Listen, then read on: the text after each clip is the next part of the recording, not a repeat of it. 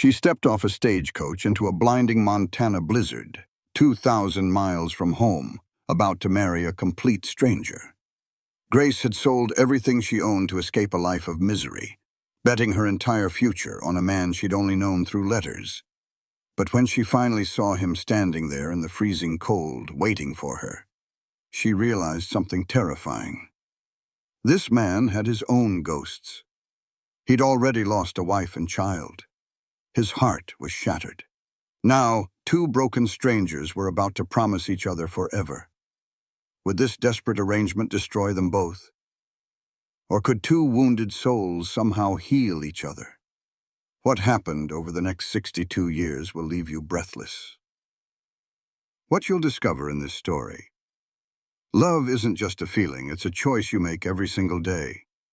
Grace and Owen proved that the most beautiful relationships aren't born from perfect circumstances, but from two imperfect people who refuse to give up on each other. Sometimes your greatest blessing arrives disguised as your biggest risk.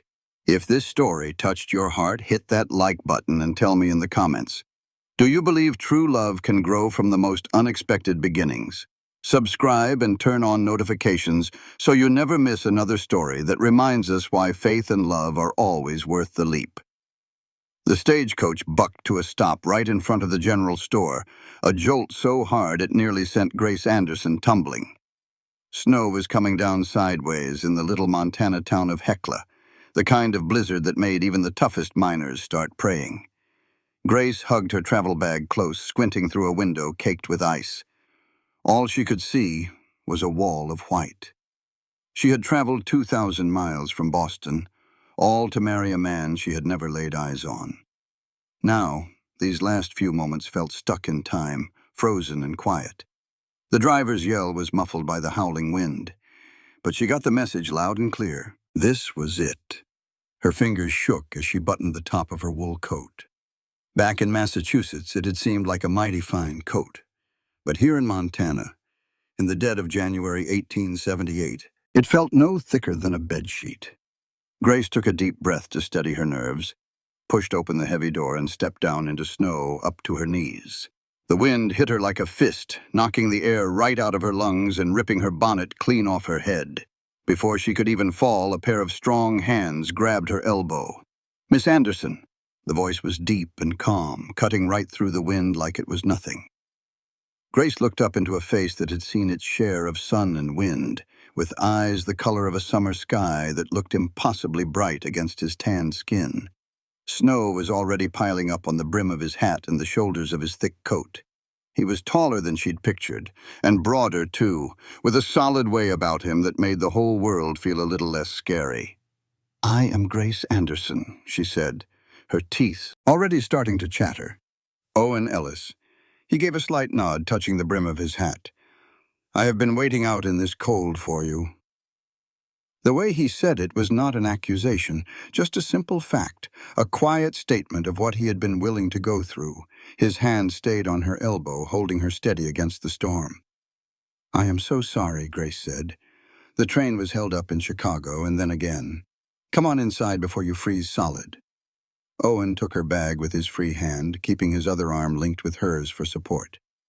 "We can talk where it is warm." He led her not toward the general store, but to a small building right next to it, a simple place with a warm, golden light shining from the windows. Grace fought her way through the snow, her skirts getting heavier with every single step. By the time Owen pushed the door open, she could not feel her toes at all. The warmth that hit her felt like a miracle. A big pot-bellied stove in the corner was throwing off waves of heat. It looked to be an office and a living space all in one. A desk by the window was covered in papers, and a simple bed was against the far wall. Everything was tidy and organized in a way that was clearly a man's doing. "Sit right here." Owen pulled a chair up close to the stove. "I will get some coffee going." Grace collapsed into the chair, her legs feeling like they might give out. She watched Owen move around with an easy confidence, poking the fire, filling a worn coffee pot from a water pitcher, and measuring out the grounds like he had done it 1,000 times. Every move he made was sure and had a purpose, like a man who was used to taking care of himself. "You are the sheriff," Grace said, finally seeing the star pinned to his vest under his open coat. Town Marshal, Owen corrected her gently. Not exactly the same thing, but it is similar enough work. Did my letters not say so? They did. Grace could feel a blush creeping up her neck that had nothing to do with the fire. I am sorry. I am not usually this flustered. The trip was just much longer than I anticipated. Owen hung his coat on a hook and turned to really look at her for the first time. He was younger than she had guessed, maybe 28 or 29, with dark brown hair that curled a little where it met his collar. He was handsome in a rough, weathered sort of way, with a strong jaw and sharp features. But it was his eyes that held her. There was a quiet kindness in them that made a tight knot in her chest finally loosen. No need for apologies. He poured coffee into 2 tin cups and handed one to her. You came a long, long way. That takes a special kind of grit. Grace held the cup with both hands, soaking in its warmth. It was desperation. The words tumbled out before she could stop them. She bit her lip, wishing she could pull them right back out of the air. But Owen just gave a slow nod and settled into the chair across from her. I suppose we are both desperate in our own ways, he said, his voice low. If we were not, we would not be sitting here right now. His honesty caught her off guard. In his letters, Owen had been polite but distant, sticking to practical things like how much he earned and where he lived. But he never revealed much about himself. Hearing him admit to their strange situation so plainly felt like an unexpected kindness. I ought to be honest with you, Grace said, putting her cup down on the small table between them. I am not exactly what you might have been expecting. None of us ever are. Owen leaned back, watching her with those steady blue eyes. I am not looking for perfection, Miss Anderson. I am just hoping for a partner. Please, call me Grace. Grace. He said her name slowly, as if he were trying it out for size. And you had best call me Owen. Outside, the wind screamed and rattled the windows. Grace glanced at the door, thinking of that blinding wall of snow. Will we be able to make it to the church tonight? Owen followed her gaze and shook his head. Reverend Miller lives 3 miles out of town. We would be frozen solid before we got halfway. This storm blew in faster and meaner than anyone figured. He paused for a moment, then added, I have a room for you at the boarding house, just 2 doors down. You can stay there for the night. I will sleep here. We will figure out the wedding once this weather breaks. Relief and disappointment fought inside her. A part of Grace just wanted it to be over, to be married and settled, to stop being stuck in this strange in-between place of not knowing. But another part of her was thankful for the delay, for a chance to just breathe before she tied her life to this stranger forever. That is very thoughtful of you, she said. It is practical. Owen stood up and grabbed his coat. But we need to get a move on. The boarding house is close, but this storm is only getting worse. He was not wrong. When Owen opened the door, the wind had picked up something fierce, driving the snow horizontally with a terrible force. Grace could hardly make out the building right next door. Owen wrapped a scarf around her face and neck, then took her arm again, acting as her anchor in the wind. The walk should have taken 2 minutes, but it felt like an eternity of pushing through deep drifts and fighting just to stay on her feet. By the time Owen was banging on the boarding house door, Grace was shaking from head to toe, with ice forming on her eyelashes. A sturdy woman with streaks of silver in her hair opened the door, her eyes going wide. Lord have mercy, Owen. Get in here. They stumbled inside, and the woman slammed the door shut against the storm. This must be your bride-to-be. I am Mrs. Patterson. I run this place. Grace Anderson, Grace managed to say through chattering teeth. You poor dear. You are frozen half to death. Mrs. Patterson took over right away, helping Grace out of her wet coat and pointing her toward the stairs. Owen, you bring her bag up to the room at the end of the hall. I will get her warm and get some food in her. Owen nodded and went back out into the storm for a moment, while Mrs. Patterson led Grace upstairs with a firm, motherly hand. The room was small but clean as a whistle, with a proper bed piled high with quilts, a dresser, and a washstand. A fire was already crackling away in the little fireplace. Let us get you out of these wet clothes, Mrs. Patterson said, already working on the laces of Grace's boots. You will catch your death of cold. Grace's fingers were too numb to undo the buttons on her dress, so Mrs. Patterson helped her, clucking her tongue at the damp cloth. She found a flannel nightgown in the dresser and helped Grace put it on, then wrapped her up in a quilt and sat her down in the chair by the fire. "Better?" Mrs. Patterson asked. "Much better, thank you." Grace's voice was stronger now, even though she was still shaking a little. A knock came at the door, and Owen came in with her travel bag, his eyes respectfully looking away from her. He set the bag on the floor and started to leave right away. "I will let you get some rest." "Wait." Grace stood up, holding the quilt tight around her shoulders. "Thank you, Owen, for everything." He stopped in the doorway, and when he turned back to look at her, a hint of warmth came into his eyes. "I am just glad you made it here safely, Grace." "He will talk more in the morning." After he was gone, Mrs. Patterson brought up a tray with a bowl of hot stew and some bread, and watched with a look of approval as Grace ate. "Owen is a good man," she said, taking the other chair. "He came here 5 years ago and took the marshal job when no one else would touch it. He cleaned this town up quite a bit." "He seems very capable," Grace said, choosing her words carefully. "Lonely, though." Mrs. Patterson folded her hands in her lap. "He lost his wife and child back in Kansas. I do not ask for details, but I know what grief looks like. He has been carrying that all by himself for far too long." Grace took in this new piece of information, thinking about Owen's quiet strength and his careful manners. She had been so caught up in her own reasons for coming all this way, she had not given much thought to his, other than the obvious need for a wife. Now she started to wonder what kind of sadness had pushed him to look for a wife in a catalog, instead of trying to find a match close to home.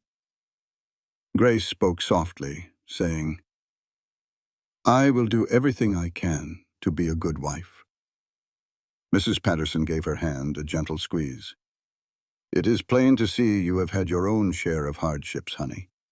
Maybe the two of you can help each other mend." Once Mrs. Patterson had gone, Grace settled into the comfortable bed, listening to the wind howling like a lone coyote outside. It was her final night as a single woman, and likely her last night being known only as Grace Anderson. If the weather cleared, tomorrow she would be Mrs. Owen Ellis, tying her life legally and spiritually to a man she had only just met a few hours before. Her mind drifted back to the life she'd been forced to leave in Boston.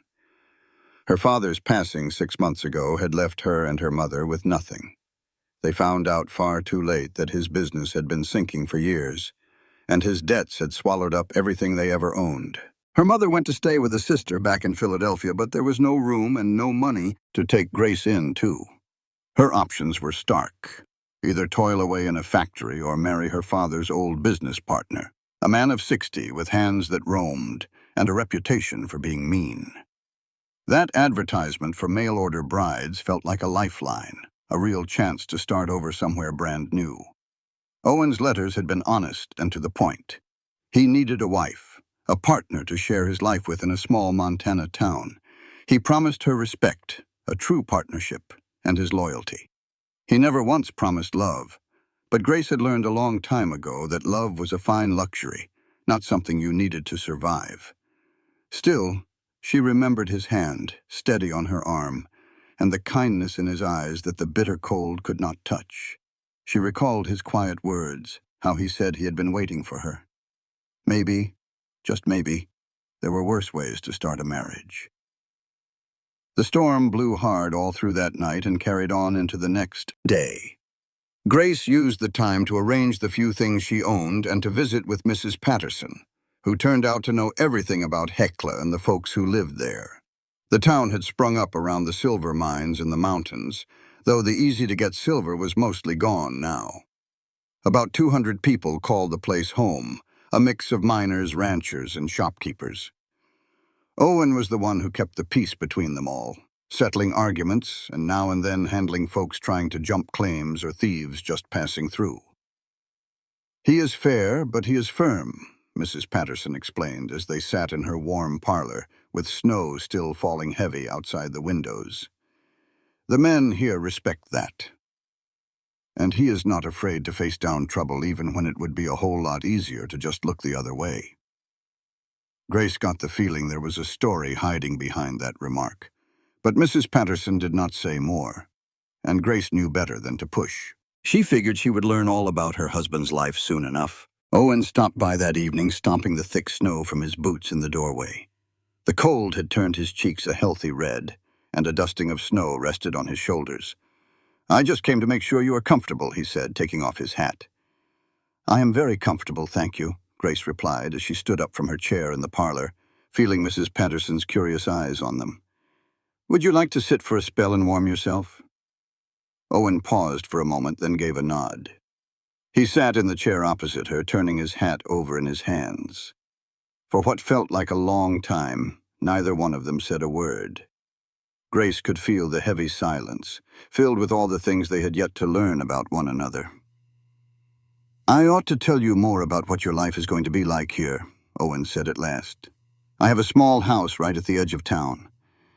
It has 2 bedrooms, a main room that includes the kitchen, and a root cellar. It is nothing fancy, mind you, but it is built solid and it stays warm. I have spent the last few months fixing it up." "I am sure it will be wonderful." "Will be," Grace told him. "I am not looking for anything grand. There is a schoolhouse here if you had a mind to teach. I remember from your letters you were a governess. Miss Harmon is in charge of it now, but she is set to marry a rancher come springtime. She would probably be grateful for the help even before then." A little bit of hope sparked in Grace's chest. She had not let herself imagine she might be able to keep working with children. "I would like that very much." "Good." Owen seemed to relax just a little. "I had a feeling you might.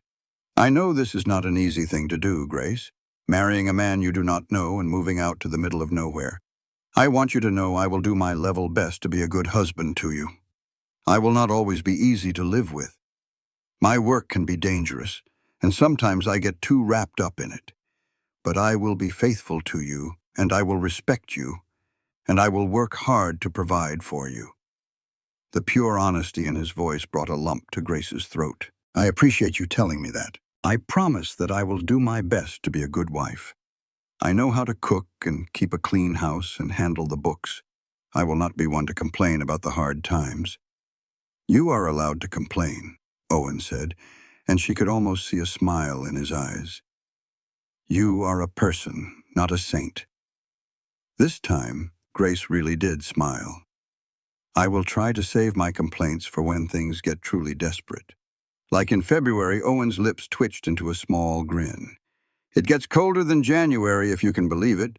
I find that mighty hard to imagine. You will see." He got to his feet, still turning his hat in his hands. "The storm ought to let up by tomorrow. I sent a message to Reverend Miller. If you are still willing, we could be married tomorrow afternoon." Grace felt her heart start to pound against her ribs. "I am willing." Owen nodded his head slowly, his gaze searching her face. No second thoughts, he seemed to be asking. She thought about Boston and the kind of life that was waiting for her there if she went back. She thought about this solid, steady man who had waited for her in the freezing cold, who spoke plainly about his own shortcomings, and who had taken the time to wonder if she might want to teach.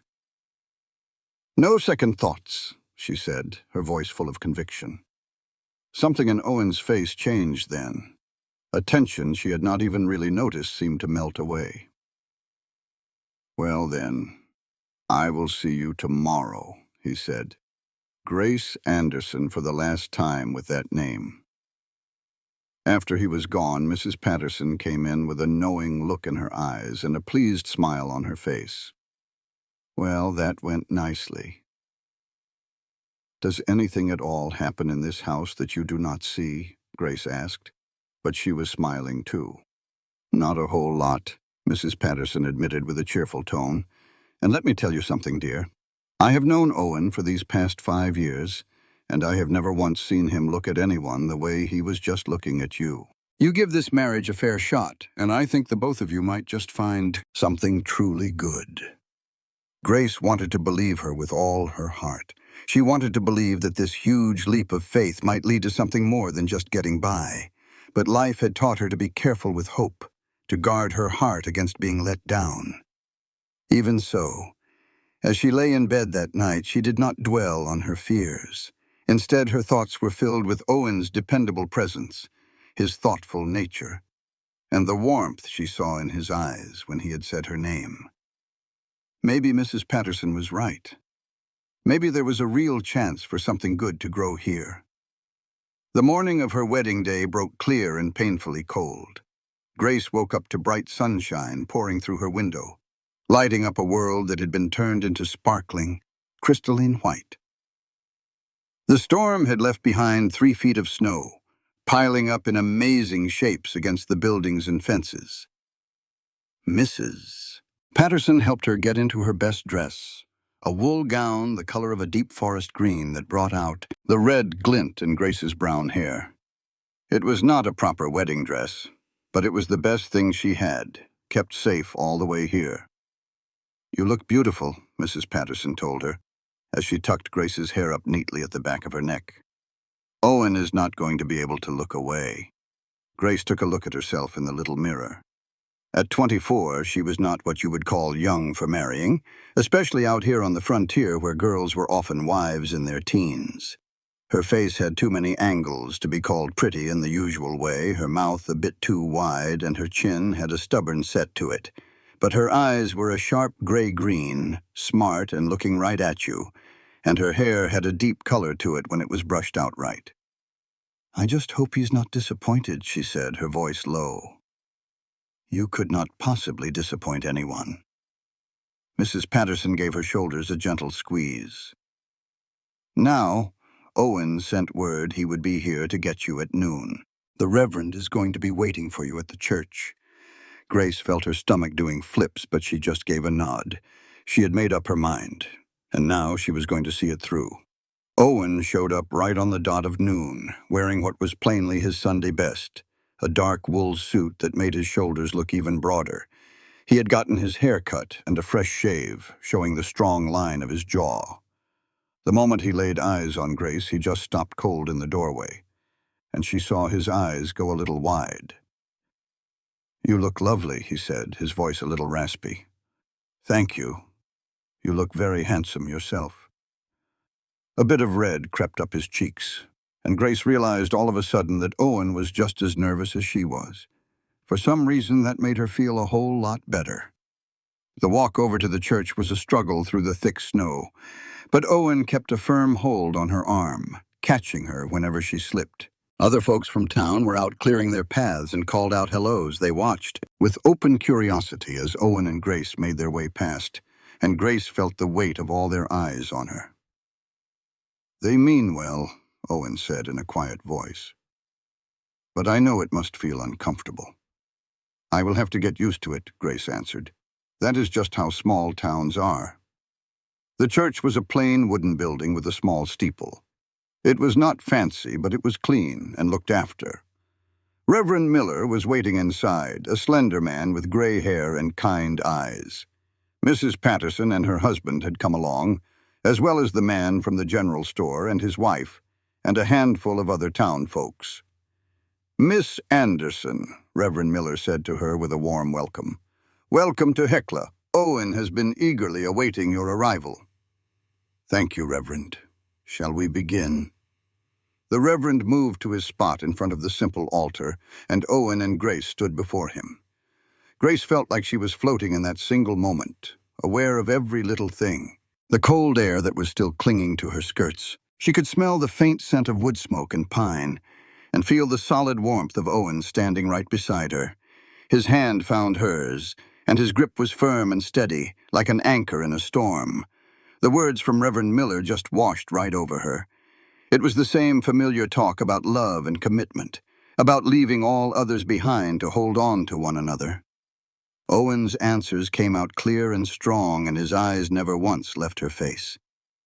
When it was Grace's turn to speak, she was mighty surprised at how steady her own voice sounded.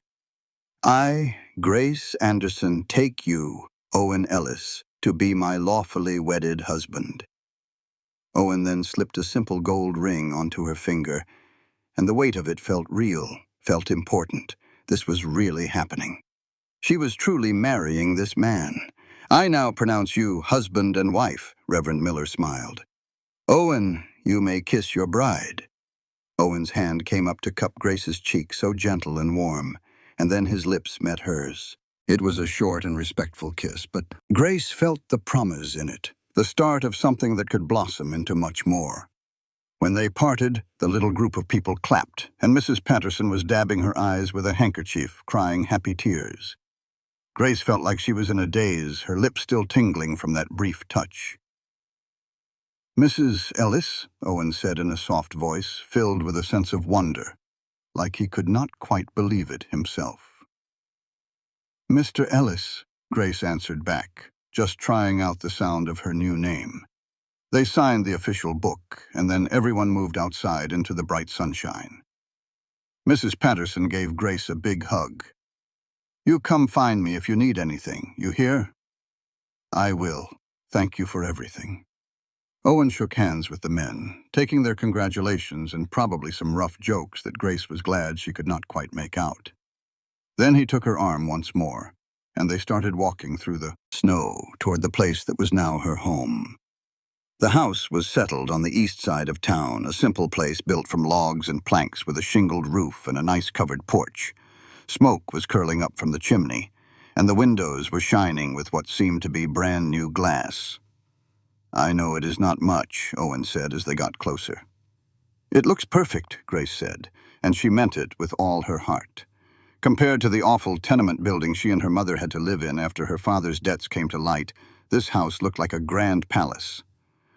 Owen opened the door, and then, to Grace's utter surprise, he scooped her right up into his arms. She let out a little gasp, grabbing onto his shoulders to keep her balance. "It is tradition," he said, and she saw just a tiny hint of a smile on his face as he carried her right over the threshold. Inside, the house was warm, and surprisingly very well set up. The main room had a strong table and chairs and a sofa sitting near the fireplace, with shelves full of books. The kitchen area was fitted with a good stove, cupboards, and a dry sink. The whole place was spotless and tidy. "You have been working hard," Grace said after Owen set her down gently. "I wanted everything to be ready for you." He pointed toward a door on the right. "That is the bedroom. I put your things in there earlier today. The other room is smaller. I have been sleeping in there, but if you would rather have it, I can—" "Owen." Grace touched his arm, which stopped his flow of words. "This is our home now. We should share the bedroom." He looked straight at her, trying to read her face. "I do not want to push you, Grace. I know this has all happened so fast. If you need some time—" "We are married," Grace said softly. "I understand what that means." Owen nodded his head slowly. "I will try to be patient. I will do my best to make this easy for you." His thoughtfulness truly touched her. She had known men who would have just taken their husbandly rights without a second thought for her comfort or her feelings. Owen's kindness, his offer to give her space even now, said a lot about the kind of man he was. "I appreciate that," she told him. "But you do not need to treat me like I am made of glass. I am a lot stronger than I look." This time a real smile spread across Owen's face. "I am starting to see that." They spent the rest of the afternoon getting used to this new, uncertain life together. Grace took a better look around the house and found a root cellar filled with potatoes, carrots, onions, and apples. The bedroom had a big bed with a beautiful quilt on it, a dresser, a washstand, and a chair sitting by the window. Her little travel bag looked small and out of place on the bed, and her few belongings seemed swallowed up by the room. She unpacked her things slowly, placing her other dress and her nightgown in the dresser, setting out her brush and mirror, and hanging her mother's cameo on a nail next to the mirror. Each small thing she did was a way of making this new space her own. When she came out of the bedroom, Owen was tending to the fire, his movements sure and practiced. "Are you hungry? I have some venison stew going in the pot. I am not much of a cook, mind you, but I can handle a few simple meals." "I am happy to do the cooking," Grace offered. "That was part of our agreement." "Not today," Owen said as he straightened up. "Today you should rest. You've come a long way, and these last few days have been a lot to handle." Grace felt like arguing, but a sudden wave of exhaustion washed over her. The long journey, the stress, the wedding, it all hit her at once. "Perhaps you are right." They ate Owen's venison stew, which was a good deal better than he let on, along with some bread he had gotten from the general store. They talked, but carefully, staying away from the big topics, and sticking to safe things like the weather and the layout of the town. Grace could feel the tension building as the sun went down outside and bedtime got closer and closer. At last, Owen stood up and started banking the fire for the night. "It is getting late." Grace's heart began to pound in her chest. "Yes." Owen turned to look at her. "Grace, I meant every word I said earlier. I will not force you into anything. We can just sleep. There is no need to rush." A part of Grace wanted to take his offer, to put off the closeness that still felt like too much with this man who was almost a stranger. But another part of her knew that waiting would only make things harder and build up the worry. It was better to just move forward, to start building whatever kind of marriage this was going to be. "I am your wife," she said in a quiet voice. "I understand my duties." Owen crossed the room to her in 3 long steps. His hands rested on her shoulders, gentle but firm. "Grace, look at me." She lifted her eyes to his and saw a seriousness there that took her breath away. "This is not a duty," he said, his voice low. "At least, I hope it will not always feel like one. I will not lie and say I do not desire you, but I want you to be willing, not just accepting. Can you understand that difference?" Grace felt something shift deep inside her. In all the nervous ways she had pictured this moment, she had never imagined this. She had braced herself for a demand, maybe some roughness hidden behind a thin layer of politeness. She never expected Owen to actually care if she was willing, if she truly wanted this. "I am willing," she said, and was surprised to find that it was the truth. "I am nervous, but I am willing." Owen's thumb gently traced the line of her jaw, a touch as light as a feather. "I will be gentle, I promise." He leaned down slowly, giving her plenty of time to pull back, and then he kissed her. This kiss was deeper than the one at the church, more questioning. Grace's hands came up to rest on his chest, where she could feel the solid muscle under his shirt and the strong, steady beat of his heart. A warmth spread through her, strange but not unpleasant.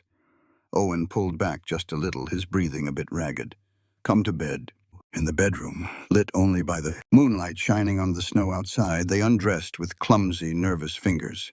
Owen turned away to give Grace her privacy, and she was grateful for his decency as she struggled out of her dress and into her nightgown.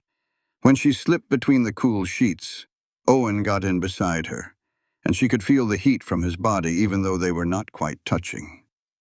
He turned to face her, his hand finding hers under the blankets. "I'm glad you came, Grace. I'm so glad you are here."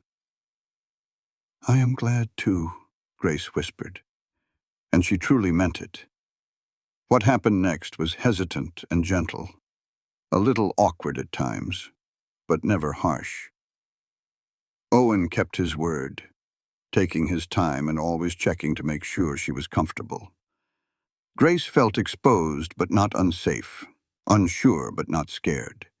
When it was all over, Owen held her close, stroking her hair, and Grace felt tears welling up in her eyes for reasons she could not quite figure out. "Are you all right?" Owen asked, and she could hear the real concern in his voice. "Yes," Grace said. I did not expect you to be so kind." Owen's arms tightened around her. "What kind of men have you known?" "Not many," Grace admitted. "But the ones I did know were not what you would call kind." "Then they were fools." Owen kissed the top of her head. "Get some sleep now. You're safe here." Grace closed her eyes, resting her head on Owen's chest, with his steady heartbeat right under her ear. She was married, lying in a bed with a man she hardly knew, in a town 2,000 miles from everything she had ever called home. But for the first time in a very long while, she felt a delicate sense of peace. The days that came after started to fall into their own rhythm. Grace would get up early to make breakfast, learning the little tricks of the stove and how to make do with what they had. Owen ate whatever she cooked without a single complaint, even the time she got the heat wrong and burned the biscuits. He would leave every morning to make his rounds through the town, checking in on the folks who owned businesses, settling a disagreement here and there, and making sure everything stayed peaceful. Grace spent her first few days getting to know Heckla for herself. The town was small enough that you could walk from one end to the other in about 20 minutes. It had one main street with all the shops and two smaller side streets with houses. There was a general store run by a quiet man named Mr. Hayes and his cheerful wife Martha. There was a saloon that seemed decent enough, at least in the daytime, a blacksmith, a livery stable, a doctor's office, and the schoolhouse. Miss Harmon turned out to be a young woman, about 20 years old, with blonde hair and a warm smile. "Oh, I am so pleased to meet you," she said when Grace introduced herself. "Owen mentioned you had some experience as a teacher. Would you really be interested?" "In helping?" "Lord, yes," Grace said. "That's wonderful. I have 18 students in there, ranging from 6 to 14 years old. It is a real challenge trying to manage all those different learning levels. If you could take on the little ones while I handle the older students, it would be a true godsend." They settled on Grace helping out 3 days a week, and a wave of satisfaction washed over her. She would have something of her very own here, something more than just being Owen's wife. She also started getting to know the other women in town. Mrs. Patterson introduced her to folks, and while a few were a bit standoffish, most were friendly and welcoming. They were mighty curious about her, about Boston, and how in the world she came to marry Owen. Grace answered all their questions with care, only sharing the parts that felt safe. The evening soon became her favorite part of the day. Owen would come home as the sun dipped low, stomping the trail dust from his boots, bringing the cool air and the scent of the outdoors in with him. Grace would have supper waiting, and they would sit together at their little table, talking about how their days went. Owen told her all about the folks in town, their histories and their funny little ways. Grace shared stories about the children at the schoolhouse, about her talks with Martha Hayes or Mrs. Patterson. At night they shared the big bed, and slowly but surely the closeness between them felt less awkward and much more natural. Owen was a kind and considerate man, learning what Grace liked, and always making sure she found her own comfort and joy. Grace found herself truly looking forward to those quiet hours in the dark, when Owen's touch and his kiss made her feel things she never knew she was capable of feeling. About 3 weeks after they were married, a warm front moved in, melting what was left of the winter chill and turning the streets to pure mud. Owen came home one evening with a troubled look on his face, and Grace felt a little knot of worry tighten in her stomach. "What is wrong?" she asked, setting their dinner on the table. Owen took off his coat and hung it up just so. "We have had a few thefts, some tools from the blacksmith, supplies from the general store, and food from the boarding house. Small things, but it is happening again and again. I have my suspicions about who is responsible." Owen sat down with a heavy sigh. "There is a group of miners who lost their jobs when the Silver Bell mine shut down last month. They are having a hard time running out of money. I believe some of them are stealing just to get by." "Well, that is understandable, is it not?" Grace said. "If they are that desperate." "Understandable, yes, but it is still against the law." Owen rubbed his face, looking tired. "I have a job to do, Grace. I have to uphold the law, even when I feel for the folks who are breaking it." Grace heard the frustration in his voice, and she understood. "What will you do?" "Try to figure out a solution that does not involve putting starving men in jail." Owen looked up at her. "But I will be honest, I do not know what that solution is just yet." For the next few days, Owen worked long hours meeting with the mine owners, the merchants, and the mayor. Grace watched him get more and more tense, the worry lines around his eyes getting deeper. She wished she could do something to help, but she had no idea what. Then one evening, an idea sparked in her mind. She found Owen in his small office, surrounded by paperwork. "What if the town merchants agreed to hire those miners for odd jobs?" she suggested. "You know, repairs, hauling things, whatever needs doing. It would give the miners some income and solve the whole problem without anyone ending up behind bars." Owen looked at her, first with surprise, and then with something that looked a lot like admiration. That might just work, and maybe the church could organize some donations, food and supplies. Not as charity, but as a community helping its own through a tough patch. Grace Ellis, you are a brilliant woman. Owen stood up and pulled her into his arms and gave her a good, solid kiss. I will go talk to the merchants in the morning and to Reverend Miller.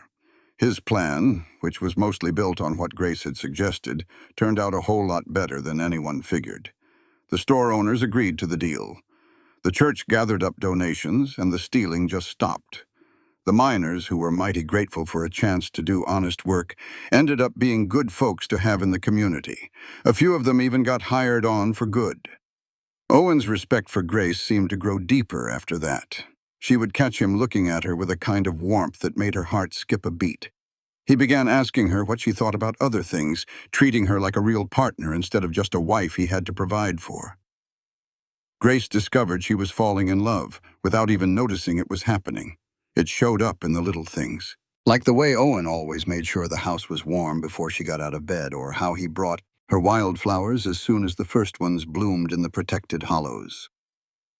The way he listened so carefully when she spoke, as if her words were the most important thing in the world to him.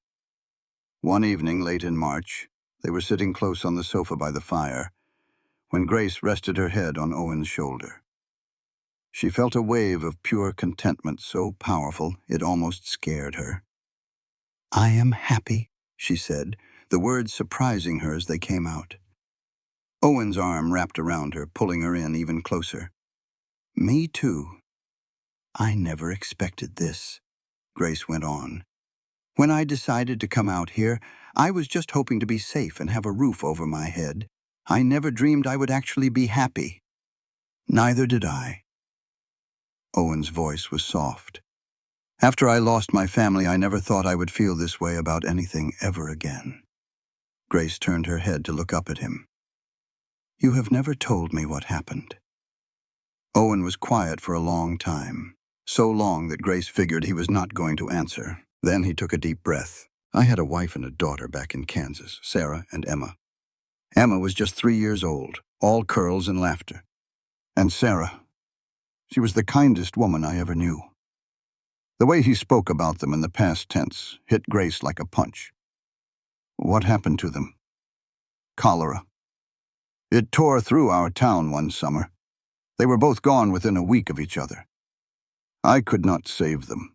There was not a single thing I could do but sit there and watch them suffer." Owen's voice was flat, empty of all emotion, but Grace could feel the old, deep pain coming off of him. "After they were buried, I just could not stay there. Everything I looked at reminded me of them. So, I came here. Started over. I figured I would just exist, you know? Do my job. Get through each day. I never expected to feel anything again." "Oh, Owen." Grace turned all the way around, holding his face in her hands. She saw the grief in his eyes, old but still there, and her heart just broke for him. "I am so very sorry. I am so very... I need you to know that I do not see you as a replacement," Owen said, his voice urgent. "You are not Sarah. What we have is different, but it is real. I care for you, Grace. I care for you deeply." "I know." Grace kissed him, soft and gentle. "I care for you deeply, too." That night when they made love, there was a tenderness there that was more than just physical pleasure. Grace felt like they were truly connected, not just in their bodies, but in their souls. Afterward, lying tangled up together in the quiet darkness, she whispered, "I love you." She felt Owen freeze for a second. Then his arms tightened around her, almost like he was afraid to let go. "I love you too," he said, his voice rough with emotion. "I never thought I would say those words to anyone ever again. But I do. I love you, Grace." Grace felt tears slide down her cheeks, but they were tears of happiness. She had never expected to find love in this arranged marriage. All she had hoped for was security and a little respect. But here in this small Texas town with this steady, good-hearted man, she had found something so much more precious. Spring came to Heckla in its own slow time, the last of the cold leaving in fits and starts, revealing a countryside that was surprisingly beautiful. Grace fell in love with the hills that rose up to the west, their tops still looking rugged, even as bluebonnets and paintbrushes bloomed in the valleys. She loved the enormous sky, the way it seemed to stretch on forever, so different from the crowded city streets of Boston. Her job at the school grew when Miss Harmon married her rancher in April and moved out to his spread 20 miles away. Grace took over all the teaching duties. She loved the work, loved seeing the children's faces light up when they finally understood something new. Owen built new shelves for the schoolhouse and fixed the drafty windows, and Grace felt a swell of pride watching him work. Their life together found a comfortable rhythm. They had their disagreements, of course. Grace thought Owen took too many chances in his work as the marshal. Owen thought Grace pushed herself too hard, working at the school all day and then coming home to cook and clean. But they learned how to talk through their problems, how to compromise and see things from the other's side. In May, Grace realized she had missed her monthly cycle. She waited a week and then another, not wanting to say a word until she was absolutely sure. But when the signs were too clear to ignore, she knew she had to tell Owen. She picked a quiet evening when Owen was relaxed, with the two of them sitting on the porch watching the sun dip behind the hills. "Owen, I have something to tell you." He turned to her right away, listening closely. "What is it?" "I am with child." Owen's eyes went wide, his face moving through shock, then wonder, then pure joy so fast Grace almost laughed. "Truly, for sure. Truly, I am about 2 months along, I think." Owen stood up and pulled her to her feet, wrapping her up in his arms. "Grace, this is wonderful news. Are you happy?" "I am," she said, and she realized it was the honest truth. 6 months ago, the idea of having a child would have terrified her. But now, with Owen in the home they had made, she felt nothing but happiness and excitement. "Are you?" "More than I can say." Owen pulled back to look at her, his hand coming to rest so gently on her still flat belly. "A baby. Our baby."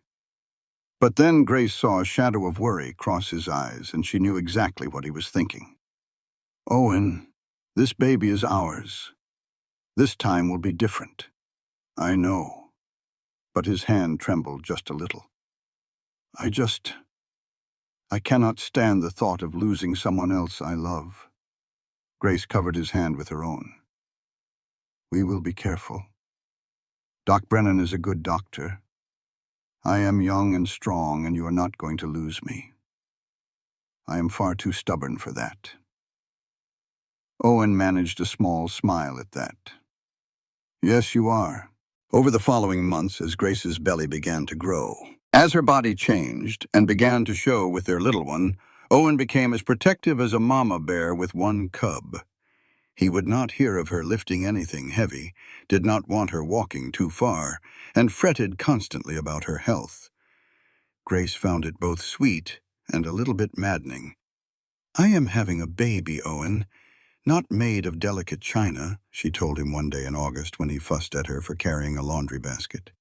"I know, darling. Forgive me. I am just scared spitless," Owen finished in a softer tone. "I understand, but you need to have a little faith in me and trust that things will turn out right." Owen surely did try. Grace could see the sheer effort it cost him, but he did his best. He still hovered, but he learned to back away when she promised him she was fine. And Grace learned to see when his worrying got the best of him, when he just needed to hear that she and the baby were safe and sound. The ladies in town really took Grace under their wing as her time drew near. They threw her a proper baby shower, where they brought presents for the new arrival. Little bitty clothes and blankets and rattles. Mrs. Patterson had knitted a gorgeous blanket in blue and yellow.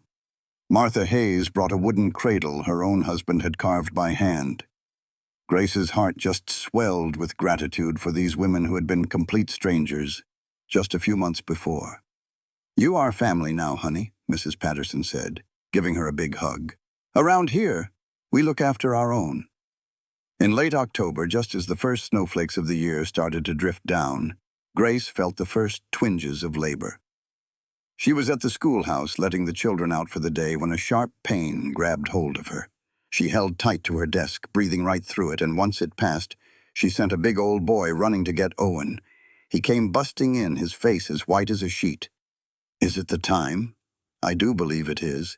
Grace tried to give him a reassuring smile, but then another pain hit, even stronger this time. Owen got her home and sent for Doc Brennan and Mrs. Patterson. After that, he was pacing like a caged cougar while Mrs. Patterson took over the whole operation. She got Grace settled in bed, checked her over, and announced that everything was as it should be. "Settle in, folks. This is going to take a spell," Mrs. Patterson said. "First ones always like to take their sweet time. Owen, you ought to wait out in the other room." "I want to stay," Owen said firmly. "Owen," Grace began, "please." He took her hand in his. "I am not going anywhere." Grace looked at his face and saw that old ghost of fear in his eyes, the memory of what he had lost before. She gave his hand a squeeze. "Stay." It was a long, hard road. Doc Brennan would check on Grace every so often, saying things were normal, just moving slow. Mrs. Patterson kept Grace as comfortable as could be, wiping her brow with cool cloths and helping her walk the floor when moving seemed to ease the pain. And Owen never left her side, holding her hand, whispering words of strength, his face carved with worry. As the clock ticked on and the night grew long, the pain got stronger, and Grace started to truly understand Owen's fear. This was a hard business, harder than she had ever imagined, and the only way to the other side was straight through the storm. But she just fixed her eyes on Owen, her rock in all this, and kept on fighting. Finally, as the first blush of morning started painting the sky, Doc Brennan said, "All right now, Grace. It is time to bear down." The next few minutes were a blur of pain and pushing and soft words of encouragement. Then, all at once, there was a feeling of release, and the strong, healthy wail of a brand new life filled the room. "A boy," Doc Brennan announced, holding up a squirming, red-faced little miracle. A healthy boy. He laid the baby in Grace's arms, and she looked down at that tiny, perfect face. Her son. Their son. Hot tears of pure joy rolled right down her face. "Owen," she whispered. Owen's own face was wet with tears, and he did not care who saw. His hand was trembling when he touched the baby's head. "He is perfect. You are perfect." "Thank you, my Grace. Thank you for everything." They decided to name him Oliver after Owen's father. He was a good baby, peaceful and easy, and Grace bounced back from the birth in no time. Owen was just completely taken with his boy. He would spend hours just looking at him sleep, holding him close, and talking to him in a low, gentle tone she had never heard from him. "I swear I never dreamed I would get to have this again," Owen said one night. They were lying in bed while Oliver slept in the cradle next to them. "I figured that book was closed for good. But then you gave it all back to me. You made us a family again." Grace turned to look at him. "We made a family together. I showed up here with nothing but the clothes on my back, Owen. I was running from a life that was breaking me. You gave me a home, a reason to feel safe, respect, and love. So much love." Owen gave her a soft kiss. "Sometimes I still have to pinch myself to believe you are really mine." "I am all yours," Grace said back. "And you are all mine. Always." The first winter with Oliver was tough but full of joy. Grace decided against going back to the schoolhouse, choosing instead to put all her energy into caring for their son, and that suited her just fine. The school board hired a new teacher, a young fellow from Denver, and Grace was perfectly happy just being a mother. As Oliver got bigger, his own little personality started to shine through. He was a cheerful child, always ready with a smile, and curious about every little thing he saw. He had his daddy's blue eyes and his mama's dark hair, and put them together. He was a handsome little fella. In the springtime, when Oliver was 6 months old, Grace found out she was expecting again. Owen was over the moon, but Grace could see that old flicker of worry come back into his eyes. This time, though, the pregnancy was easier than the first, and she carried their second child with confidence. Their second son, Oscar, was born that December. He popped into the world quick as you please, especially compared to Oliver's difficult arrival. He had a stronger set of lungs than his big brother and knew how to use them, but he was loved just as much. 2 boys. Grace would watch Owen with their sons and feel her heart just about burst with love. He was a wonderful father, always patient, always ready for a little roughhousing. He taught them as they grew, picked them up when they fell, and cheered for them when they succeeded. The years just flew by, a sweet haze of everyday moments that Grace held on to like precious jewels. First steps and first words, scraped up knees and fevers in the night, school pageants and fishing trips down at the creek. Owen stayed on as the marshal of Heckla, a man the whole town looked up to and counted on. Grace went back to teaching part-time after the boys were a bit older. She loved the work, but always put her family first. Now it was not all sunshine and roses. The winters could be meaner than a rattlesnake. Money got tight now and then. One year, Owen broke his leg something awful while chasing a horse thief, and Grace tended to him for months while he healed up. When Oscar was just 5, he came down with pneumonia, and for a few days they were scared to death they were going to lose that boy, but he pulled through. Through every trial, their love for each other grew deeper and stronger, like the roots of an old oak tree. That first fire of new love mellowed into a warm, steady glow that was just as powerful.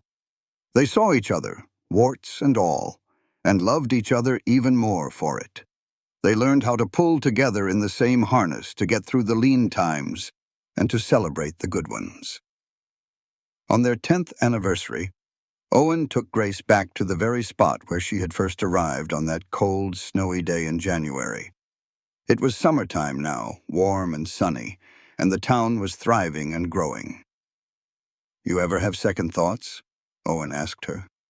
"About coming all this way? About hitching your wagon to a stranger?" Grace looked at him, at the man who had become the sun her whole world turned around. He had some silver at his temples now, and the lines around his eyes were deeper. But he was still her rock, still steady as the mountains, still the same man who had stood waiting in the cold for her. "Never," she said with all her heart. "It was the best chance I ever took." Owen pulled her in close. "I love you, Grace Ellis. I think I started loving you the second you stepped out of that stagecoach, even if I was too stubborn to know it then. I love you too, Owen, and I always will." They stood there in the sunshine, looking at the house where their boys were playing in the yard, the place where they had built their life from the ground up. Grace thought about that scared girl she used to be, running from a life she could not stand, just praying to survive. She had gotten so much more than that. She found a home. She found a love that was true. And she finally found the woman she was meant to be. The years kept rolling on, bringing fresh challenges and new happiness. Oliver grew up to be a serious, kind young man who loved his books, and later went off to Helena to study the law. Oscar, he had a wild streak, just like his daddy was back in the day. He worked as a ranch hand and was always talking about wanting to see more of the territory. Grace and Owen faced every bit of it side by side. When Owen finally hung up his marshal's badge at 55, he bought a small ranch just outside of town. Grace kept teaching until her late 50s, helping the younger teachers and watching whole generations of children come through her classroom. They walked into their twilight years together, their hair turning to silver, their steps getting a little slower, but their hands still found one another in the dark of night. They got to welcome grandchildren. Oliver's daughter Emma, named for Owen's first little girl, and Oscar's twin boys. Grace would hold these babies in her arms and just marvel at how their love story was still being written in these new little lives. On a calm autumn evening, they sat on their porch, watching the sun dip behind the mountains they had looked at for 40 years. Owen reached over and took Grace's hand. Been thinking, he said, about the day you first got here. That blizzard, the bitter cold. How scared you looked getting off that coach. I was scared to death, Grace admitted. I did not have a clue what I was getting myself into. I have been waiting in the cold for you, Owen said, repeating the first words he ever spoke to her. I meant it just about the weather back then. But looking back now, I think I had been waiting for you a whole lot longer than that. Just waiting for somebody to bring the sun back into my life. Grace felt her eyes well up. After all these years, that man could still make her heart ache with just a few simple words. And I suppose you were waiting for me too, even if we did not know it. I just wanted a safe place to land. And I found a whole world. We sure got lucky, Owen said softly. We were blessed, Grace corrected him. They sat in a peaceful silence as the stars began to appear. Just two souls who had started out as strangers and ended up building a world full of love right there on that little piece of land, together. Grace let her mind drift back over all the years they had shared, all the big moments and all the quiet, everyday ones that had been stitched together to make their life story. She had shown up in the middle of a blizzard, feeling scared and desperate. Owen had been waiting for her in the freezing cold, feeling lonely and unsure. But side by side, they had built something warm. They had made a light for themselves in the darkness. They had built a family, a home, and a love that had proven strong enough to get through it all.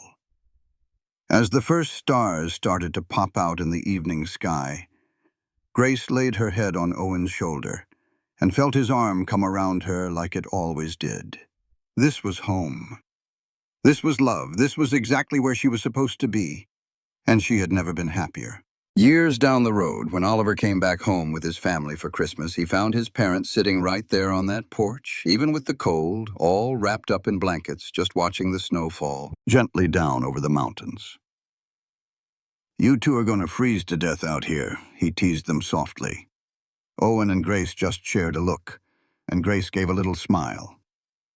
We have spent our share of evenings out in the cold together. It does not hold any scare for us anymore. Oliver just shook his head, but he was smiling too. He had grown up seeing his parents' love for each other, and he knew that what they had was something special and rare. He hoped one day he could build a love like that with his own wife.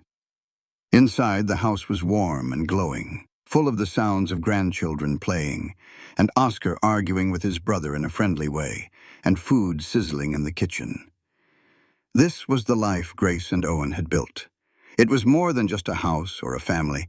It was a whole legacy of love. Later that night, long after everyone else was asleep, Grace and Owen lay side by side in the quiet dark. Their bed was the same one they had shared for 45 years, though the mattress had been replaced a few times. The house itself had been added onto and fixed up over the years, but at its heart, it was still the same little home where they had started their life together. Are you happy, Grace? Owen asked, his voice quiet in the dark.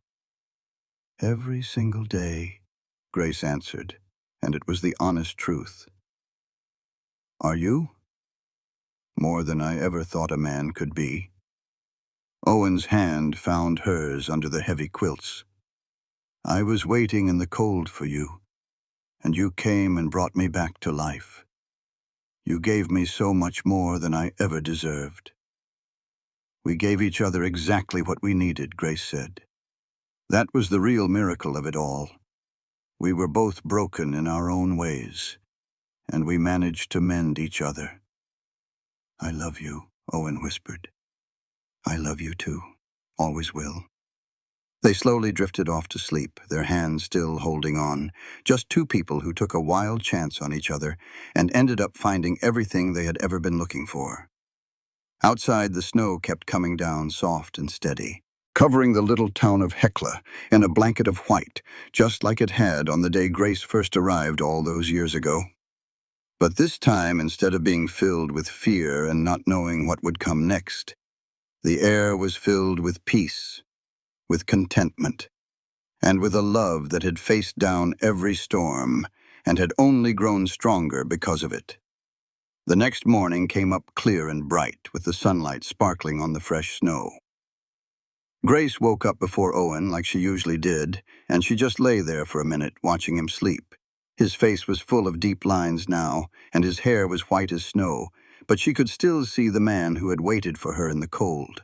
The man who had been patient and kind when he had every right to be demanding. The man who had loved her with a love so steady and true. She remembered the letter she had written to her mother all those years back, trying to describe her new life, trying to make her understand how she had found happiness in such a strange place. Her mother had come to visit twice before she passed, and she had gotten to see for herself what Grace and Owen had built with their own two hands. "You chose a good one," her mother had said on her second visit, while she watched Owen teaching little Oliver how to ride. "A better man than I ever could have picked for you." Grace had agreed with her. She had chosen well, even though at the time it felt more like a desperate gamble than a real choice. But maybe that is what faith really is. Just taking a step forward into the great unknown and trusting that somehow things will turn out all right. Owen began to stir next to her, and his eyes fluttered open. When he saw her looking at him, he smiled. "Good morning, my love." "Good morning." Grace leaned over and gave him a soft kiss. "What are you thinking about so hard?" Owen asked, as he reached up to gently tuck a stray piece of silver hair behind her ear. "Just about how far we have come, and about how grateful I am for all of it." "I am the one who is grateful," Owen said. "You took a gamble on me, came all this way, and built a whole life with a complete stranger." "You took a gamble too," Grace pointed out. "You could have gotten anyone. Someone selfish or mean, or just someone you could not get along with at all. But I got you," Owen said, pulling her in close. "I got perfect. I'm a long way from perfect." "Perfect for me," Owen said, making it clear. From the other rooms, they could hear the house starting to wake up, the sound of grandchildren laughing, and Oscar's voice calling out for his boys, all the sounds of a family getting together on Christmas morning. "We probably ought to get up," Grace said, not really wanting to. "Just one more minute," Owen pleaded, holding on to her a little tighter. "Let me just hold my wife for one more minute before all the commotion starts." Grace snuggled back into his arms, feeling completely at peace. This was everything she had never even let herself wish for during those hard years back in Boston. This warmth, this love, this feeling of belonging completely to someone, and having them belong to you. "I would do it all over again," she said all of a sudden. "Every single hard day, every challenge, I would go through it all again just to end up right here." "So would I," Owen agreed. "Every single moment, the good and the bad, it all led us to this right here. I would not change a single thing." At last, they got up and dressed and went to join their family in the main room. Oliver already had a big fire roaring, and Oscar was helping his mother-in-law get breakfast ready. The grandkids were eyeing the little presents under the tree, even though they knew good and well they had to wait until after breakfast to open them. Grace just stood there in the doorway for a moment, taking it all in. This was her legacy. Not just her sons, but the grandkids they were raising right. The lessons of love and being steady and having faith that would be passed down from one to the next. This was what she and Owen had made together. Owen came and stood right beside her, and his arm slid around her waist from behind. "Quite a crew we have got, isn't it?" "The best crew." You can imagine, Grace couldn't help but agree. Emma, who was Oliver's daughter, saw them standing close, and a smile spread across her face. At 16, she was growing into a lovely young woman, with all the thoughtfulness and kindness of her father. She pointed out, "Y'all are always standing side by side just like that." She added, "Papa says you've been that way since the day you two got hitched." Owen pulled Grace in a little tighter and said, "Well, it is the best place to be." He continued, "Right next to the person you love more than anything in this world. Grandpa, tell us the story again." Emma pleaded, "Tell us about how you and Grandma first met." This was a tale the grandkids asked for all the time, and Grace never got tired of telling it. She and Owen would pass the story back and forth. They described that cold, snowy day she first set foot in Heckla, scared clean out of her wits and unsure of everything, and how Owen had been there waiting. Owen recited his famous line, just like he always did. "I have been waiting in the cold for you," he went on. "And the second I saw her step off that stagecoach, I knew my waiting had finally come to an end." Emma, who was always captivated by the love story, asked, "Even when you did not know who she was?" Owen chuckled and said, "Especially because I did not know her." He explained, "I had to take a big leap of faith. We both did. And it turned out to be the single best decision I ever made in my life." Grace reached out and gave his hand a gentle squeeze. She thought to herself, "Mine, too." The day carried on with the wonderful and noisy energy of a big family. They had a massive breakfast, and everyone laughed and hollered as they tore open presents. Oscar's boys were running wild with their new toys, while Emma found a quiet corner to get lost in her new book. Grace got to cooking the big Christmas dinner with some help from her daughters-in-law. They were women she had grown to love, as if they were her own daughters. As the evening settled in and the family gathered around the dinner table, Owen stood up to say the blessing. But right before he started the usual prayer, he took a look around at all the faces of his family, and then his eyes came to rest on Grace. He said, "I have a lot to be grateful for." He continued, "For this food, for our home, for my sons and their beautiful families. But more than anything, I am grateful for my wife, Grace. 45 years ago, she took a chance and came all the way out to this wild land to marry a man she had never met. She could have turned right back around 100 times. She could have second-guessed her choice, but she stayed. And she built this life right here with me. Every single good thing in my life grew from that one brave choice she made." Tears started to roll down Grace's cheeks. Owen's voice was full of emotion as he said, "She taught me that a broken heart can heal, that love can sprout up from the most practical of beginnings, and that the best parts of life are usually found where you least expect them. So, Grace, right here in front of our whole family, I just want to thank you. Thank you for coming to Heckla in a blizzard, for marrying me, for loving me, and for giving me this family, this life, and all this happiness. You are the biggest blessing I have ever known." There was not a single dry eye at the table by the time Owen was done speaking. Grace got up from her chair and walked over to him, and he wrapped her up in a big hug as their family watched. Grace whispered against his chest, "I love you." She added, "I will love you until I take my last breath, and even after that." Owen held her close and replied, "And I love you." He smiled and said, "My mail-order bride, who turned into the love of my entire life." They all ate dinner together, the big, beautiful family that Grace and Owen had made, full of warmth and laughter, and so much love. Outside, the snow started to come down again, falling soft and quiet, covering all of Heckla in a blanket of white. But inside that house, there was nothing but light and warmth, and the sure and certain feeling that they were all exactly where they were meant to be. As the night started to wind down and folks were getting ready for bed, Grace slipped out onto the front porch.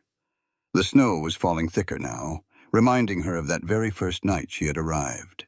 She heard the front door creak open behind her, and felt Owen's coat settle on her shoulders. "You're gonna catch a chill," he said softly, putting his arms around her from the back. "I just wanted to watch the snow," Grace told him. "It takes me back to that first night." Owen knew the one.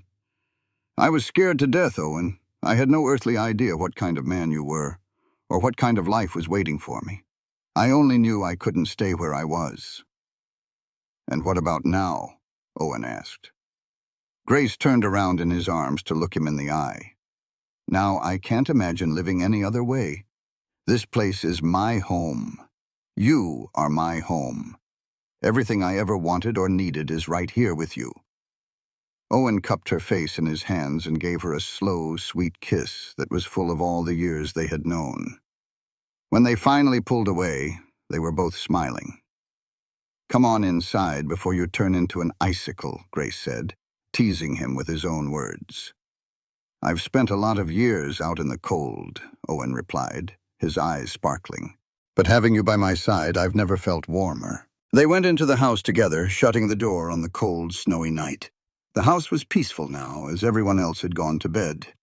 Grace and Owen moved through their nightly routine with the comfortable ease of long habit, each one knowing just where the other would be and what they might need.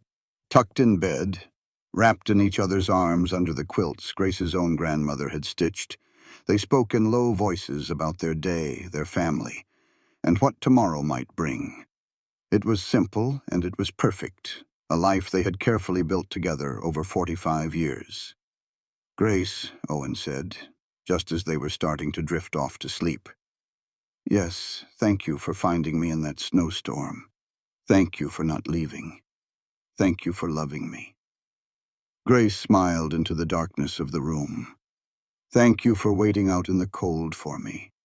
Thank you for being so patient. Thank you for showing me what love was supposed to be." They fell asleep like that, still holding on to one another. Two souls who had taken the biggest gamble of their lives and in return won everything they had never even known to wish for. The years that came after were filled with more happiness and a little sadness too. They said goodbye to old friends who passed from age and sickness. They watched their own grandchildren grow up and start families of their own. They saw the town of Heckla change and expand, getting more modern but somehow staying true to its roots. Through every bit of it, Grace and Owen were each other's steady rock. They got a little more frail as they aged, needing a bit more help and moving a little more slowly, but their love never faded. If anything, it just got stronger, boiled down to its purest form. On a spring morning in their 62nd year of being married, Grace woke up and found Owen just looking at her with a love so tender it nearly took her breath away. "What is it?" she whispered. "I was just laying here thinking how beautiful you are," Owen said. "And how lucky that makes me." Grace let out a laugh, a sound that was like music even at 86 years old. "I am old and wrinkled, and my hair is gray." "You are perfect," Owen insisted. "Just as perfect as you were the day you stepped down from that stagecoach." "You are a terrible liar," Grace said with a warm smile. "But I sure do love you for it." "I'm not lying one bit," Owen protested. "Grace, you have been beautiful every single day of the 62 years I have known you. Your beauty was never about being young or having smooth skin. It's in your goodness, your backbone, your bottomless heart for loving people. That kind of beauty has only gotten deeper over the years." Grace could feel the tears welling up in her eyes. After all this time, Owen could still make her cry with just his words. "What did I ever do to deserve a man like you?" "You got on a stagecoach and put your trust in a stranger," Owen said. "You took a leap of faith, and I'll be thankful for that leap for every day I have left." They spent that morning like they spent most of their mornings now, just sitting on their front porch, watching the world slowly come to life all around them. Heckla had changed in a big way from the little mining town Grace had first seen so long ago.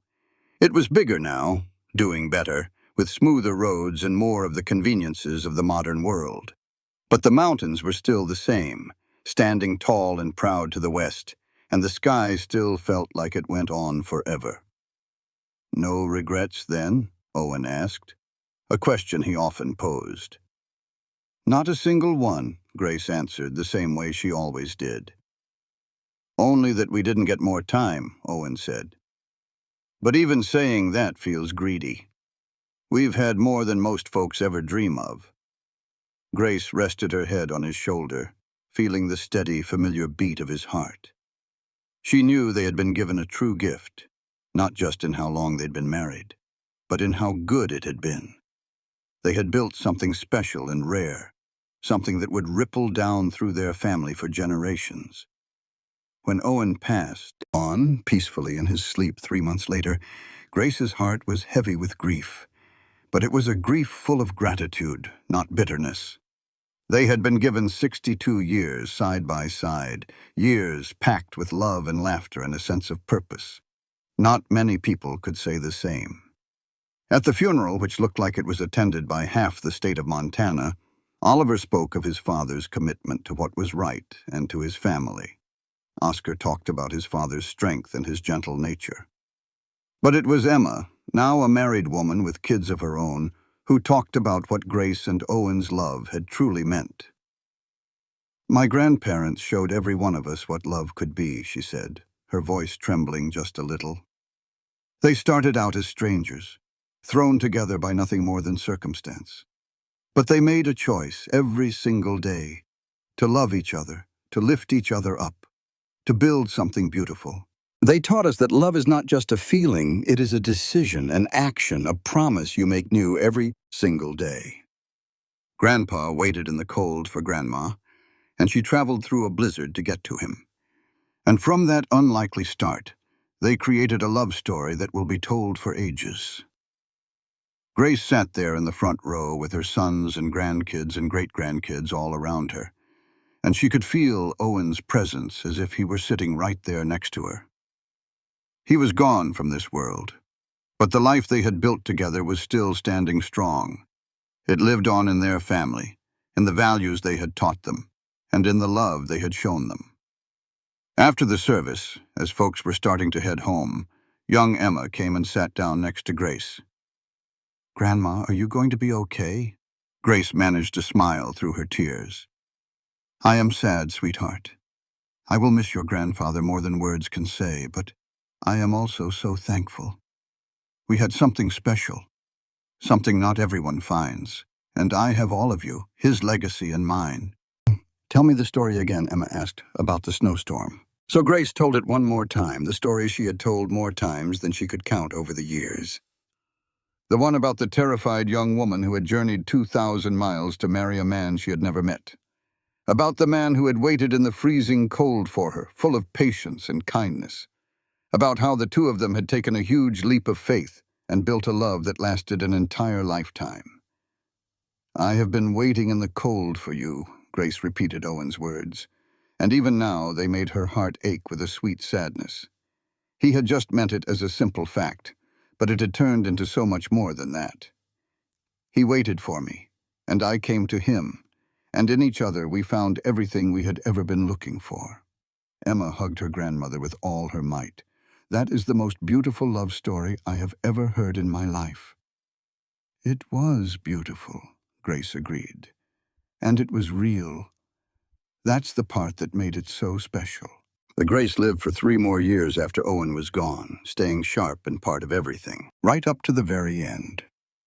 She spent those last years surrounded by her family, telling her stories, sharing her wisdom, and loving with all her heart.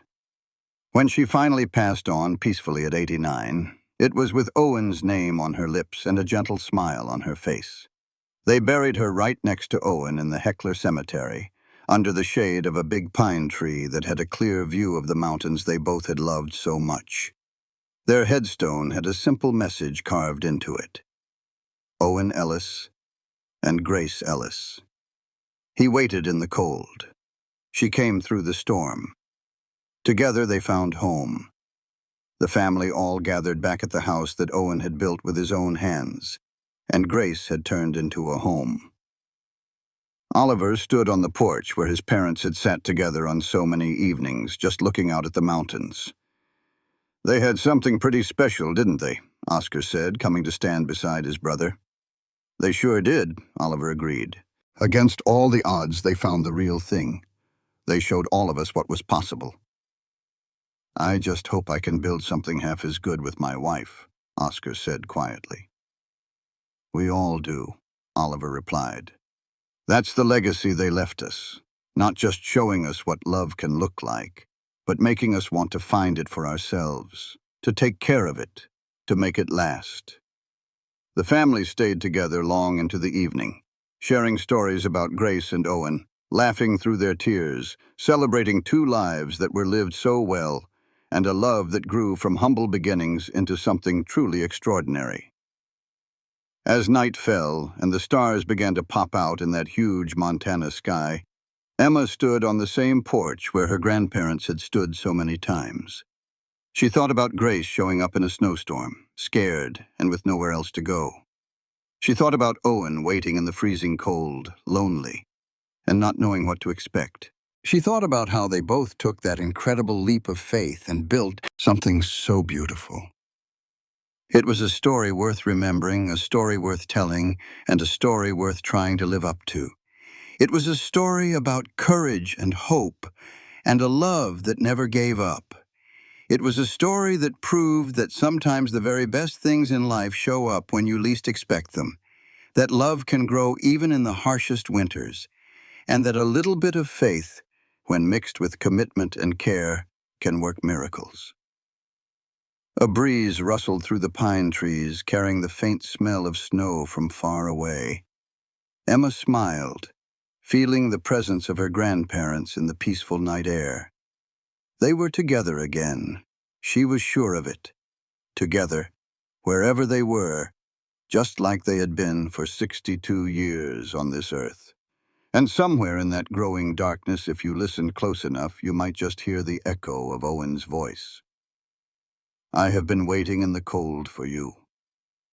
And you would hear Grace's answer, "And I came through the storm to find you." Cowboy Dusk, a love story for all time. Born in a snowstorm, raised on faith, and lasting for all of eternity. This content was carefully researched, developed, and manually edited by our team to deliver meaningful stories with valuable life lessons. Every narrative is crafted to entertain, inspire, and empower our audience. We believe that great stories can change lives, and we are committed to bringing you content that matters. Thank you for being part of our community.